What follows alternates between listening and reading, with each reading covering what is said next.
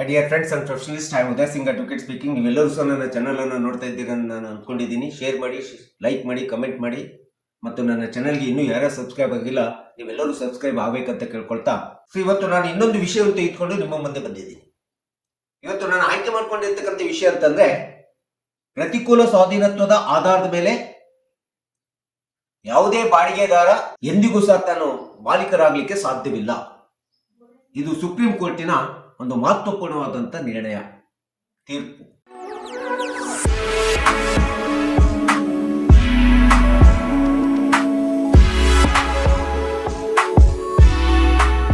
So ಇವತ್ತಿನ ದಿನಗಳಲ್ಲಿ ನಾವು ಮನೆ ಇರ್ಬೋದು, ಬಿಲ್ಡಿಂಗ್ ಇರ್ಬೋದು, ಮಳಿಗೆಗಳಿರ್ಬೋದು, ಓಪನ್ ಸೈಟ್ ಇರ್ಬೋದು, ಓಪನ್ ಪ್ಲೇಸ್ ಗಳಿರ್ಬೋದು, ಇವೆಲ್ಲವುಗಳನ್ನ ಬಾಡಿಗೆ ಕೊಡ್ತಕ್ಕಂಥದ್ದು ಒಂದು ವ್ಯವಹಾರಿಕವಾದಂತ ಒಂದು ನೀತಿ ನಿಯಮ ನಿಮ್ಗೆಲ್ಲರಿಗೂ ಸಹ ಗೊತ್ತಿದೆ. ಬಾಡಿಗೆಯನ್ನು ಕೊಡುವಾಗ ಕರಾರು ಪತ್ರದ ಮೂಲಕ ಅಥವಾ ಒಡಂಬಡಿಕೆಗಳ ಮೂಲಕ ಅಥವಾ ನಂಬಿಕೆ ವಿಶ್ವಾಸಗಳ ಮೂಲಕ ನಾವು ಸಹಜವಾಗಿ ಬಾಡಿಗೆಯನ್ನು ಕೊಡ್ತಕ್ಕಂಥದ್ದು ನಾವು ನೋಡ್ತಾ ಇದ್ದೀವಿ. ಸೊ ಹೀಗೆ ಬಾಡಿಗೆ ಕೊಡುವಂತ ಸಂದರ್ಭದಲ್ಲಿ ಅದು 11 ತಿಂಗಳು, 1 ವರ್ಷ, 2 ವರ್ಷ, ಅತಿ ಹೆಚ್ಚಂದ್ರೆ 3 ವರ್ಷದವರೆಗೆ ನಾವು ಕಾನೂನು ಪ್ರಕಾರ ಯಾವುದೇ ಒಂದು ಜಾಗವನ್ನ, ಮನೆಯನ್ನ ಬಾಡಿಗೆ ಕೊಡ್ತಕ್ಕಂಥದ್ದು ನಾವಿಲ್ಲಿ ನೋಡ್ತಾ ಇದ್ದೀವಿ. ಒಂದು ವೇಳೆ ನಾವೇನಾದ್ರೂ ಬಾಡಿಗೆ ಕೊಡುವಂತ ಸಂದರ್ಭದೊಳಗಡೆ ಅದು 3 ವರ್ಷಕ್ಕಿಂತ ಹೆಚ್ಚಾಗಿ 5 ವರ್ಷ, 10 ವರ್ಷ, 15 ವರ್ಷಗಳವರೆಗೆ ದೀರ್ಘಕಾಲದವರೆಗೆ ಬಾಡಿಗೆದಾರರಿಗೆ ವಾಸ್ತವ ಇರ್ಲಿಕ್ಕೆ ಅಥವಾ ಬಾಡಿಗೆ ಇರ್ಲಿಕ್ಕೆ ಬಿಟ್ಟಂತ ಸಂದರ್ಭದಲ್ಲಿ ಅವರು ದೀರ್ಘಕಾಲದವರೆಗೆ, ಬಹಳ ದಿನಗಳವರೆಗೆ ಬಾಡಿಗೆ ಇದ್ದಾರೆ ಎಂಬ ಕಾರಣದಿಂದ ಅವ್ರು ಯಾವತ್ತೂ ಕೂಡ ಮಾಲೀಕರಾಗಲಿಕ್ಕೆ ಸಾಧ್ಯ ಇಲ್ಲ, ಮಾಲೀಕತ್ವವನ್ನು ಕಾನೂನು ಪ್ರಕಾರ ಪಡ್ಕೊಳ್ಳಿಕ್ಕೆ ಸಾಧ್ಯವಿಲ್ಲ ಅಂತೇಳಿ ಸರ್ವೋಚ್ಚ ನ್ಯಾಯಾಲಯ ತನ್ನ ತೀರ್ಪಿನಲ್ಲಿ ಹೇಳಿದೆ. ಯಾಕಂದ್ರೆ ಯಾವುದೇ ಒಂದು ಬಾಡಿಗೆದಾರ ಪಡ್ಕೊಂಡ ನಂತರ ಮತ್ತು ಆ ಮನೆಯಲ್ಲಿ ಬಾಡಿಗೆ ಬಿಟ್ಟು ಮತ್ತೆ ತಾನು ಮುಂದುವರಬೇಕಂತಂದ್ರೆ ಮಾಲೀಕರ ಒಪ್ಪಿಗೆ, ಸಮ್ಮತಿಯ ಮೇಲೆ ಮುಂದುವರಿಬೇಕಾಗುತ್ತೆ. ಆ ಮಾಲೀಕರ ಒಪ್ಪಿಗೆ, ಸಮ್ಮತಿ ಪಡೆಯಲಾರದೆ ಬಾಡಿಗೆಯಲ್ಲಿ ಮುಂದುವರಲಿಕ್ಕೆ ಸಾಧ್ಯವಿಲ್ಲ ಎಂಬತಕ್ಕಂಥ ನಿಯಮ ಸ್ಪಷ್ಟವಾಗಿದೆ ಅಂತೇಳಿ ಸುಪ್ರೀಂ ಕೋರ್ಟ್ ಹೇಳಿರ್ತಕ್ಕಂಥದ್ದು ನಾವು ನೋಡ್ತಾ ಇದ್ದೀವಿ. ಒಂದು ವೇಳೆ ದೀರ್ಘಾವಧಿ ಕಾಲದವರೆಗೆ ಬಾಡಿಗೆ ಮನೆಯಲ್ಲಿ ವಾಸ್ತವಿದ್ದಲ್ಲಿ ಅಥವಾ ಬಾಡಿಗೆ ಜಾಗದಲ್ಲಿ ವಾಸ್ತವಿದ್ದಲ್ಲಿ ಎಂದ ತಕ್ಷಣ ಒಂದು ವೇಳೆ ಮಾಲೀಕರು ಮನೆಯನ್ನು ಖಾಲಿ ಮಾಡಿ ಅಂತ ಹೇಳಿದ ಸಂದರ್ಭದೊಳಗಡೆ ದೀರ್ಘಕಾಲಾವಧಿಯಲ್ಲಿ ಈ ಮನೆಯಲ್ಲಿ ನಾನು ಇದ್ದೀನಿ ಅಂತೇಳಿ ತಿಳ್ಕೊಂಡ್ಬಿಟ್ಟು ಆ ಬಾಡಿಗೆಯನ್ನು ಕೊಡಲಾರ್ದೆ ಅಥವಾ ಮನೆಯನ್ನು ಖಾಲಿ ಮಾಡಲಾರ್ದೆ ಇವತ್ತಿನ ದಿನಗಳಲ್ಲಿ ರೆಂಟ್ ಕಂಟ್ರೋಲ್ ಆಕ್ಟ್ ಪ್ರಕಾರ ನ್ಯಾಯಾಲಯಗಳಿಗೆ ಬಾಡಿಗೆದಾರರೇ ದಾವೆಯನ್ನು, ವ್ಯಾಜ್ಯಗಳನ್ನು ಹೂಡ್ತಾ ಇರತಕ್ಕಂಥದ್ದು ಮಾಲೀಕರ ವಿರುದ್ಧ ಸಹಜವಾಗಿದೆ. ಈ ರೀತಿ ಹೂಡಿರ್ತಕ್ಕಂಥ ದಾವೆಗಳು ಕಾನೂನು ಬಾಹಿರ ಮತ್ತು ಇದರ ಮೂಲಕ ನೀವು ಮಾಲೀಕತ್ವವನ್ನು ಪಡ್ಕೊಳ್ಳಿಕ್ಕೆ ಸಾಧ್ಯ ಇಲ್ಲ ಎಂಬತಕ್ಕಂಥದ್ದನ್ನ ಸರ್ವೋಚ್ಚ ನ್ಯಾಯಾಲಯ ಈ ಒಂದು ತೀರ್ಪಿನಲ್ಲಿ ಹೇಳಿರ್ತಕ್ಕಂಥದ್ದು ನಾವು ನೋಡ್ತಾ ಇದ್ದೀವಿ. ಎಷ್ಟೋ ವ್ಯಕ್ತಿಗಳು ಇವತ್ತು ದೀರ್ಘಕಾಲ ವಾಸ್ತವ ಇದ್ದೀವಿ ಎಂಬತಕ್ಕಂಥ ಒಂದು ಕಾರಣವನ್ನು ಹೊಡೆದುಬಿಟ್ಟು ಪ್ರತಿಕೂಲ ಸ್ವಾಧೀನತ್ವದ ಮೂಲಕ, ಅಡ್ವರ್ಸ್ ಪೊಸೆಷನ್ ಮೂಲಕ ಮನೆಗಳನ್ನಿರ್ಬೋದು ಅಥವಾ ಸೈಟ್ಗಳಿರ್ಬೋದು ಅಥವಾ ಓಪನ್ ಪ್ಲೇಸ್ಗಳಿರ್ಬೋದು ಅಥವಾ ಇನ್ಯಾವುದೇ ಆಸ್ತಿಗಳನ್ನ ಲಪ್ಟಾಯಿಸತಕ್ಕಂಥದ್ದು ಇವತ್ತು ನಾವು ಸಹಜವಾಗಿ ನೋಡ್ತಾ ಇದ್ದೀವಿ. ಇದರಿಂದ ಅಮಾಯಕ ಮಾಲೀಕರು ತೊಂದರೆಯನ್ನು ಅನುಭವಿಸ್ತಾ ಆಗ್ತದೆ, ತಮ್ಮ ಆಸ್ತಿಯನ್ನು ಕಳೆದುಕೊಳ್ಳುವಂತ ರೀತಿ ಬಂದಿದೆ. ಹೀಗಾಗಿ ಅಡ್ವರ್ಸ್ ಪೊಸೆಷನ್ ಮೂಲಕ ಮಾಲೀಕತ್ವವನ್ನು ಪಡ್ಕೊಳ್ಳಿಕ್ಕೆ ಸಾಧ್ಯವಿಲ್ಲ ಯಾವುದೇ ಬಾಡಿಗೆದಾರ ಅಂತೇಳಿ ಈ ಸರ್ವೋಚ್ಚ ನ್ಯಾಯಾಲಯ ಹೇಳಿರ್ತಕ್ಕಂಥದ್ದು ಒಂದು ಶ್ಲಾಘನೀಯ ಅಂತೇಳಿ ನಾವು ಹೇಳಬೇಕಾಗುತ್ತೆ. ಈ ಒಂದು ತೀರ್ಪಿನ ಮೂಲಕ ಭೂ ಮಾಲೀಕರ, ಮನೆ ಮಾಲೀಕರ ಒಂದು ಹಕ್ಕುಗಳನ್ನ ಸಂರಕ್ಷಣೆ ಮಾಡಿದಂತೆ ಆಗ್ತಾ ಇದೆ ಮತ್ತು ಸುಳ್ಳು, ಮೋಸ ಅಥವಾ ಅಡ್ವರ್ಸ್ ಪೊಸೆಷನ್ ಮೂಲಕ, ಪ್ರತಿಕೂಲ ಸ್ವಾಧೀನತ್ವದ ಮೂಲಕ ಯಾವುದೇ ಆಸ್ತಿಯನ್ನ ತಮ್ಮದಾಗಿಸಿಕೊಳ್ಳುವಂತವರಿಗೆ ಒಂದು ಕಡಿವಾಣ ಹಾಕಿದಂತಾಗ್ತದೆ. ಇದೊಂದು ಲ್ಯಾಂಡ್ ಮಾರ್ಕ್ ಜಡ್ಜ್ಮೆಂಟ್ ಅಂತೇಳಿ ನಾವು ಹೇಳಬೇಕಾಗ್ತದೆ. ಈ ಸುಪ್ರೀಂ ಕೋರ್ಟಿನಿಂದ ತೀರ್ಪಿನಿಂದ ಬಾಡಿಗೆದಾರ ಮತ್ತು ಮಾಲೀಕರ ಸಂಬಂಧದ ಬಗ್ಗೆ ಸ್ಪಷ್ಟತೆಯನ್ನ ಹೇಳಿರ್ತಕ್ಕಂಥದ್ದು ನಾವು ಕಾಣ್ತಾ ಇದ್ದೀವಿ. ಅಷ್ಟೇ ಅಲ್ಲದೆ ರಿಯಲ್ ಎಸ್ಟೇಟ್ ದಂಧೆ ಮಾಡ್ತಕ್ಕಂಥ ಏಜೆಂಟ್ಗಳಿರ್ಬೋದು, ಬಿಲ್ಡರ್ಸ್ಗಳಿರ್ಬೋದು ಮತ್ತು ಬಿಸ್ನೆಸ್ ಕಂಪನೀಸ್ಗಳಿರ್ಬೋದು, ಯಾವುದೇ ಅಗ್ರಿಮೆಂಟ್ಸ್, ಒಡಂಬಡಿಕೆಗಳನ್ನು ಮಾಡಿಕೊಂಡಂತ ಸಂದರ್ಭದೊಳಗಡೆ ಈ ಎಲ್ಲ ವ್ಯಕ್ತಿಗಳಿಗೆ ಒಂದು ಸಂಚಲನವನ್ನು ಮೂಡಿಸಿರುತ್ತಿರುವಂತ ಸರ್ವೋಚ್ಚ ನ್ಯಾಯಾಲಯದ ತೀರ್ಪು ಅಂತೇಳಿ ನಾವು ಹೇಳಬೇಕಾಗ್ತದೆ. ಈ ಒಂದು ತೀರ್ಪಿನ ಪ್ರಕಾರ ಬಾಡಿಗೆದಾರನಿರ್ಬೋದು, ಇನ್ಯಾರೇ ವ್ಯಕ್ತಿಗಳು ತಮ್ಮ ಮನೆಯನ್ನ ಅಥವಾ ಓಪನ್ ಸೈಟ್ ಅನ್ನ, ಖಾಲಿ ಪ್ಲೇಸ್ ಅನ್ನ ಅಥವಾ ಆಸ್ತಿಯನ್ನ ಎಷ್ಟೇ ವರ್ಷಗಳ ಕಾಲ, ದೀರ್ಘಕಾಲ ವಾಸ್ತವವಾಗಿ ಇದ್ದರೂ ಸಹ, ವಾಸಿಸುತ್ತಿದ್ದರೂ ಸಹ ಅಥವಾ ಅನುಭವಿಸುತ್ತಿದ್ದರೂ ಸಹ ಎಂದಿಗೂ ಸಹ ಅಂತ ಒಂದು ಬಾಡಿಗೆದಾರರು ತಮ್ಮ ಮಾಲೀಕರ ಆಸ್ತಿಗೆ ಮಾಲೀಕತ್ವವನ್ನು ಪಡ್ಕೊಳ್ಳಿಕ್ಕೆ ಸಾಧ್ಯವಿಲ್ಲ. ಆ ಆಸ್ತಿ ತಮ್ಮದು ಅಂತೇಳಿ ಅಂದ್ಕೊಳ್ಳಿಕ್ಕೆ ಸಾಧ್ಯನೇ ಇಲ್ಲ ಅಂತೇಳಿ ಸರ್ವೋಚ್ಚ ನ್ಯಾಯಾಲಯ ಸ್ಪಷ್ಟವಾಗಿ ತೀರ್ಪಿನಲ್ಲಿ ಆದೇಶಿಸಿರ್ತಕ್ಕಂಥದ್ದು ನಾವು ಕಾಣ್ತಾ ಇದ್ದೀವಿ. ಇದರಿಂದ ಇಂಥ ಒಂದು ಸುಪ್ರೀಂ ಕೋರ್ಟಿನ ತೀರ್ಪು ಅಂತ ಏನಿದೆ, ಇದು ಬಾಡಿಗೆದಾರರ ಮಾಲೀಕರಿರ್ಬೋದು, ಬಾಡಿಗೆಯನ್ನು ಕೊಟ್ಟಿರ್ತಕ್ಕಂಥ ಮಾಲೀಕರಿರ್ಬೋದು ಮತ್ತು ಭೂ ಮಾಲೀಕತ್ವದ ಹಕ್ಕುಗಳನ್ನ ರಕ್ಷಿಸುವಂತ ಒಂದು ನಿರ್ಣಾಯಕ ತೀರ್ಪು ಇದಾಗಿದೆ ಅಂತೇಳಿ ನಾವು ಹೇಳಬೇಕಾಗುತ್ತೆ.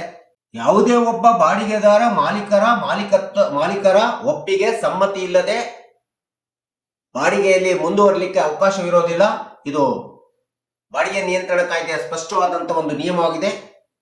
ಈ ರೀತಿ ಸಮ್ಮತಿ ಪಡೆಯದೆ ವಾಸ್ತವ ಹೂಡತಕ್ಕಂಥದ್ದಾಗಲಿ ಅಥವಾ ಆ ಮನೆಯಲ್ಲಿ, ಜಾಗದಲ್ಲಿ, ಆಸ್ತಿಯಲ್ಲಿ ಮುಂದುವರಿಯತಕ್ಕಂಥದ್ದಾಗಲಿ ಸಮ್ಮತಿಯ ನಿಯಮ ಅವಶ್ಯಕವಾಗಿರೋದ್ರಿಂದ ಸಮ್ಮತಿ ಪಡೆಯದೆ ಮುಂದುವರಿಯಲು ಸಾಧ್ಯವಿಲ್ಲ ಎಂಬತಕ್ಕಂಥ ನಿಯಮ ಇರೋದ್ರಿಂದ ಇಲ್ಲಿ ಅಡ್ವರ್ಸ್ ಪೊಸೆಷನ್, ಪ್ರತಿಕೂಲ ಸ್ವಾಧೀನತ್ವದ ಮೂಲಕ ಯಾವುದೇ ಬಾಡಿಗೆದಾರ ತಾನು ಬಾಡಿಗೆ ದೀರ್ಘಕಾಲದವರೆಗೆ ಇದ್ದೀನಿ ಎಂಬತಕ್ಕಂಥ ಕಾರಣ ಒಡ್ಡಿ ಆ ಆಸ್ತಿಗೆ ಮಾಲೀಕನಾಗಲಿಕ್ಕೆ ಸಾಧ್ಯನೇ ಇಲ್ಲ ಅಂತೇಳಿ ಸರ್ವೋಚ್ಚ ನ್ಯಾಯಾಲಯ ಸ್ಪಷ್ಟವಾಗಿ ಹೇಳಿರ್ತಕ್ಕಂಥದ್ದು ನಾವಿಲ್ಲಿ ಕಾಣ್ತಾ ಇದ್ದೀವಿ. ಇನ್ನು ಪ್ರತಿಕೂಲ ಸ್ವಾಧೀನತ್ವದ ಮೂಲಕ ತಾನೇನಾದ್ರೂ ಮಾಲೀಕತ್ವವನ್ನು ಗಳಿಸ್ಕೋಬೇಕಂತಂದ್ರೆ ಅದು 12 ವರ್ಷಗಳವರೆಗೆ ನಿರಂತರವಾಗಿರ್ಬೇಕು, ಸಾರ್ವಜನಿಕರ ಅಭಿಪ್ರಾಯದಲ್ಲಿ ಕಂಡುಬಂದಿರಬೇಕು ಮತ್ತು ಆ ಆಸ್ತಿ ಒಳಗಡೆ ಶಾಶ್ವತವಾಗಿ ಅವನು ಅನುಭವಿಸ್ತಾ ಇರಬೇಕು, ನಿರಂತರವಾಗಿ ಅನುಭವಿಸ್ತಾ ಇರಬೇಕು. ಅಷ್ಟೇ ಅಲ್ಲದೆ ನಿಜವಾದ ಮಾಲೀಕತ್ವದ ವಿರುದ್ಧವಾಗಿ ಆ ಒಂದು ಪೊಸೆಷನ್ ಅಡ್ವರ್ಸ್ ಪೊಸೆಷನ್ ಆಗಿರ್ಬೇಕು. ಆಗ ಮಾತ್ರ ಪ್ರತಿಕೂಲ ಸ್ವಾಧೀನತ್ವದ ಮಾಲೀಕತ್ವದ ಅನುಕೂಲತೆಯನ್ನು ಪಡ್ಕೊಳ್ಳಿಕ್ಕೆ ಸಾಧ್ಯ ಅಂತೇಳಿ ಸರ್ವೋಚ್ಚ ನ್ಯಾಯಾಲಯ ಸ್ಪಷ್ಟವಾಗಿ ಹೇಳಿದೆ. ಈ ಎಲ್ಲ ಕಾರಣಗಳನ್ನ ನೋಡಿದಂತ ಸಂದರ್ಭದಲ್ಲಿ ಯಾವುದೇ ಒಬ್ಬ ಮಾಲೀಕ ಬಾಡಿಗೆದಾರನಿಗೆ ತಾನು ಬಾಡಿಗೆದಾರನಾಗಿ ಮುಂದುವರಿಯಲು ಒಪ್ಪಿಗೆ ಸಮ್ಮತಿ ಕೊಡದೇ ಇದ್ದಂತ ಸಂದರ್ಭದಲ್ಲಿ ಆ ಒಂದು ಬಾಡಿಗೆಯನ್ನ ಖಾಲಿ ಮಾಡಬೇಕಾಗುತ್ತೆ, ವೇಕೆಂಟ್ ಮಾಡಬೇಕಾಗುತ್ತೆ. ಒಂದು ವೇಳೆ ಮುಂದುವರಿಬೇಕಾದ್ರೆ ಮಾಲೀಕರ ಸಮ್ಮತಿ ತುಂಬಾ ಅವಶ್ಯಕವಾಗಿರೋದ್ರಿಂದ ಒಪ್ಪಿಗೆಯ ಆಧಾರವನ್ನು, ಮಾಲೀಕರ ಒಪ್ಪಿಗೆ ಆಧಾರವನ್ನು ಅನುಸರಿಸಿ ಮುಂದುವರಿಯುವಂತ ಅವಕಾಶ ನಿಯಮ ಸ್ಪಷ್ಟವಾಗಿರೋದ್ರಿಂದ ಇಲ್ಲಿ ಪ್ರತಿಕೂಲ ಸ್ವಾಧೀನತ್ವದ ಮೇಲೆ ಯಾವುದೇ ಬಾಡಿಗೆದಾರರು ಸಹ ತಮ್ಮ ಬಾಡಿಗೆಯಿಂದ ಪಡೆದಂತ ಆಸ್ತಿಗೆ ಮಾಲೀಕರು ಅನ್ಸ್ಕೊಳ್ಳಿಕ್ಕೆ, ಸ್ವಾಧೀನತ್ವದ ಮೂಲಕ ಪಡ್ಕೊಳ್ಳಿಕ್ಕೆ, ಪ್ರತಿಕೂಲ ಸ್ವಾಧೀನತ್ವದ ಮೂಲಕ ಪಡ್ಕೊಳ್ಳಿಕ್ಕೆ ಸಾಧ್ಯನೇ ಇಲ್ಲ ಅಂತೇಳಿ ಸ್ಪಷ್ಟವಾಗಿ ಸರ್ವೋಚ್ಚ ನ್ಯಾಯಾಲಯ ಈ ಒಂದು ತೀರ್ಪಿನಲ್ಲಿ ಹೇಳಿರ್ತಕ್ಕಂಥದ್ದು ನಾವಿಲ್ಲಿ ಕಾಣ್ತಾ ಇದ್ದೀವಿ. ಇಂಥ ಒಂದು ಪ್ರಕರಣ ಪ್ರಾರಂಭವಾಗಿರ್ತಕ್ಕಂಥ 1953ರಲ್ಲಿ 7 ವರ್ಷಗಳ ಕಾಲ, ಅಂದ್ರೆ 70 ವರ್ಷಗಳ ಕಾಲ ಒಂದು ಪ್ರಕರಣ ಸರ್ವೋಚ್ಚ ನ್ಯಾಯಾಲಯದಲ್ಲಿ ಪ್ರಕರಣ ಬಂದಿದೆ. ಆ ಪ್ರಕರಣ ಅಂತಂದ್ರೆ ಜ್ಯೋತಿ ಶರ್ಮಾ ವರ್ಸಸ್ ವಿಷ್ಣು ಗೋಯಲ್. ಈ ಒಂದು ಪಕ್ಷಕಾರರ ಪ್ರಕರಣದೊಳಗಡೆ ಈ ಒಂದು ಸರ್ವೋಚ್ಚ ನ್ಯಾಯಾಲಯದ ನಿಂತ ತೀರ್ಪನ್ನ ಕೊಟ್ಟಿರ್ತಕ್ಕಂಥದ್ದು ನಾವಿಲ್ಲಿ ಸ್ಮರಿಸ್ತಾ ಇದ್ದೀವಿ.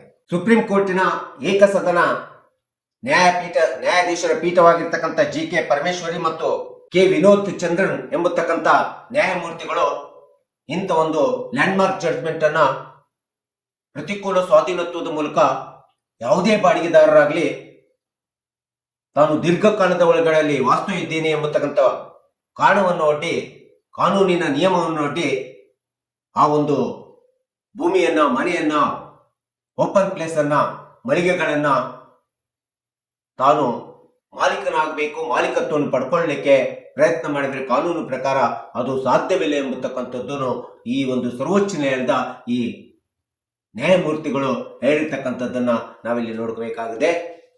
ಹೀಗಾಗಿ ಈ ಸರ್ವೋಚ್ಚ ನ್ಯಾಯಾಲಯದ ತೀರ್ಪಿನ ಪ್ರಕಾರ ಕಾನೂನುಬದ್ಧ ಒಡೆತನವನ್ನ ಯಾವುದೇ ಅನ್ಯ ಮಾರ್ಗದಿಂದ ಅಥವಾ ಬೇರೆ ಮಾರ್ಗದಿಂದ ಕಾನೂನಿನ ಮೂಲಕಲೇ ಪಡ್ಕೊಳ್ಳಿಕ್ಕೆ ಸಾಧ್ಯ ಇಲ್ಲ ಎಂಬತಕ್ಕಂಥದ್ದು ಈ ಒಂದು ಸುಪ್ರೀಂ ಕೋರ್ಟಿನ ತೀರ್ಪಿನ ಪ್ರಕಾರ ನಮಗೆ ಕಂಡು ಬರ್ತಾ ಇರ್ತಕ್ಕಂಥದ್ದು ನಾವು ನೋಡ್ತಾ ಇದ್ದೀವಿ.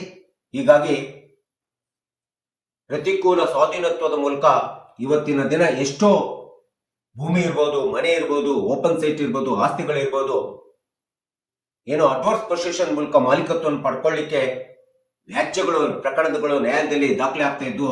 ಅಂತ ಒಂದು ಪ್ರಕರಣಗಳನ್ನ ನಿಯಂತ್ರಣ ಮಾಡಬೇಕಂಬತಕ್ಕಂಥ ಒಂದು ಮೂಲ ಉದ್ದೇಶವನ್ನು ಇಟ್ಕೊಂಡು ಸರ್ವೋಚ್ಚ ನ್ಯಾಯಾಲಯ ಅಡ್ವರ್ಸ್ ಪೊಸೆಷನ್ ಬಗ್ಗೆ ಈ ಒಂದು ಸ್ಪಷ್ಟವಾದಂತ ತೀರ್ಪನ್ನು ಕೊಟ್ಟಿದೆ ಎಂಬತಕ್ಕಂಥದ್ದನ್ನ ಪಕ್ಷಕಾರರು, ಸಾರ್ವಜನಿಕರು, ನೀವುಗಳು ಎಲ್ಲರೂ ತಿಳ್ಕೋಬೇಕೆಂಬತಕ್ಕಂಥ ಹಿನ್ನೆಲೆಯನ್ನು ಇಟ್ಕೊಂಡು ಈ ವಿಡಿಯೋನ ನಿಮ್ಮ ಮುಂದೆ ಹೇಳಿದ್ದೀನಿ. ದಯವಿಟ್ಟು ನನ್ನ ವಿಡಿಯೋ ಇಷ್ಟ ಆಗಿದ್ರೆ ಶೇರ್ ಮಾಡಿ, ಲೈಕ್ ಮಾಡಿ, ಕಮೆಂಟ್ ಮಾಡಿ ಮತ್ತು ನನ್ನ ಚಾನಲ್ಗೆ ಇನ್ನೂ ಯಾರ್ಯಾರು ಸಬ್ಸ್ಕ್ರೈಬ್ ಆಗಿಲ್ಲ ನೀವೆಲ್ಲರೂ ಸಬ್ಸ್ಕ್ರೈಬ್ ಆಗಬೇಕಂತ ಕೇಳ್ಕೊಳ್ತಾ ಇವತ್ತಿನ ವಿಷಯಕ್ಕೆ ವಿರಾಮವನ್ನು ಹೇಳ್ತೀನಿ. ಇನ್ನೊಂದು ವಿಷಯವನ್ನು ತೆಗೆದುಕೊಂಡು ನಿಮ್ಮ ಮುಂದೆ ಬರ್ತೀನಿ. ಜೈ ಹಿಂದ್, ಜೈ ಕರ್ನಾಟಕ.